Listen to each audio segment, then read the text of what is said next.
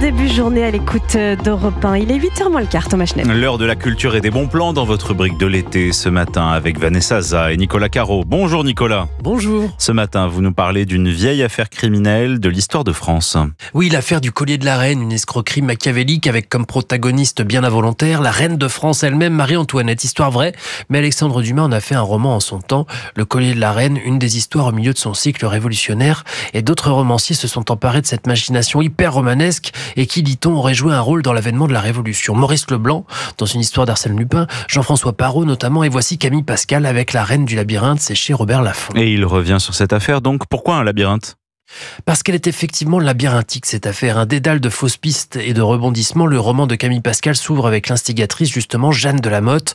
En 1782, Jeanne de la Motte s'assomme vieille fortune, mais au contraire, elle et son mari sont sans le sou, complètement désargentés. Ils ont emprunté partout, ils ont frappé à toutes les portes pour obtenir des rentes, mais rien. À part son nom, la Motte Valois, elle n'a rien. Mais enfin, c'est déjà quelque chose, et c'est d'ailleurs grâce à ça que le cardinal de Rohan lui accorde audience. C'est pour le lendemain. Immense fortune, le cardinal, tous les espoirs sont permis. Le cardinal veut à tout prix entrer dans les bonnes grâces de la reine et il pense que par son rang, Jeanne pourra lier aider. Voilà l'escroquerie. Jeanne fait croire au cardinal que la reine désire un collier d'exception, un collier de 650 diamants conçu par Baumer et Bossange, des artistes du genre. Rohan finance l'affaire, Jeanne de la Motte jouera l'intermédiaire, c'est-à-dire la voleuse, puisque le collier disparaît. Hop, scandale à la cour, tous azimuts, et on accuse la reine, qui n'y est pour rien, d'avoir encore voulu gaspiller l'or du royaume. Je vous raconte vite, mais ce qui compte dans cette histoire, ce sont les manipulations, les ficelles tirées, la virtuosité des quasi-magiciens de l'escroquerie. Il ne faut pas se perdre dans ce labyrinthe, mais Camille Pascal nous sert de fil d'Ariane. C'est du pur roman historique. La reine du labyrinthe, donc, de Camille Pascal. Merci Nicolas et bonjour Vanessa Za. Bonjour Thomas, bonjour à tous. On prend de l'altitude ce matin, direction la Haute-Savoie. Allez, on part respirer l'air des montagnes à plein poumon. En parlant de respiration, justement, il va nous en falloir parce qu'on va partir tester une nouvelle expérience à Évian. C'est une expérience que l'Hôtel Royal propose parmi ses forfaits bien-être, du yoga apnée. Je vois que vous me regardez avec des gros yeux. Alors en fait, c'est deux disciplines qui en effet n'ont rien à voir sur le papier. Et pourtant, une chose les réunit, la maîtrise du souffle, essentielle pour la santé et pas que, pour la gestion du stress aussi. Et puis, vous allez voir que l'effet va être décuplé par la flottaison. C'est pas un truc de foire ou de bobo, c'est très sérieux. Vous êtes encadré pendant 3 heures par 2 coachs, l'un qui est maître yoga, l'autre qui est apnéiste. Ça se déroule en combinaison dans le lac Léman en été ou dans la piscine extérieure qui est aussi chauffée, celle du spa.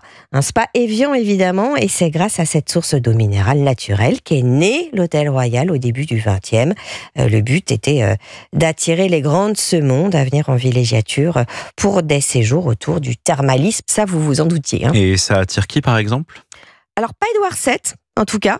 Dommage, parce que c'est en son honneur que l'hôtel avait été construit en 1909.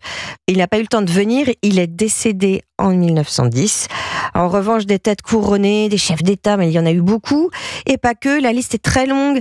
Stravinsky, Rostropovitch, Sacha Guitry, Georges Brassens, Ray Charles, Barbara Hendricks, Kylie Minogue, Jacques Dutronc. Et Hugh Grant aussi. Évidemment, on vient pour se mettre au vert, c'est ce qu'ils ont fait, mais se mettre aussi au bleu du lac Léman. On vient tester des expériences, certains sports, des soins aussi assez originaux, comme le massage au talc pour libérer les articulations. Je ferais mieux d'y aller. Il existe différents modules de package et on peut aussi venir en toute liberté déjeuner, dîner dans l'un des 3 restaurants. Le chef Patrice Vander sublime le végétal de son potager. Bon, minuscule, 17 hectares. Voilà, et à sa table étoilée, les fresques, il propose un menu végétal étoilé donc à seulement 85 €. Donc, ça reste à peu près accessible quand même. Ça ne court pas les rues pour un étoilé, ce genre de prix. Les pâturages non plus, tellement bons que vous serez à nouveau en apnée et comblé. Merci Vanessa Za et merci Nicolas Caro.